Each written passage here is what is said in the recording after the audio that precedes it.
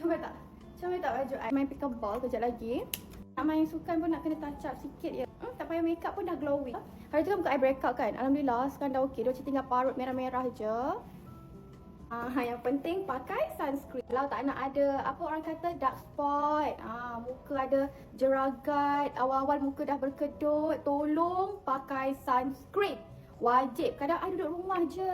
Kalau dah cahaya tu tembus dekat dalam tingkap tu, still boleh jadi sinaran UV juga. Kalau tak pakai sunscreen, muka boleh kena kanser kulit. Tengok Farada Luna, dia dah touch up makeup tau waktu live. And then, dia lupa pakai sunscreen. Dia sanggup remove balik dia punya skincare tadi tu.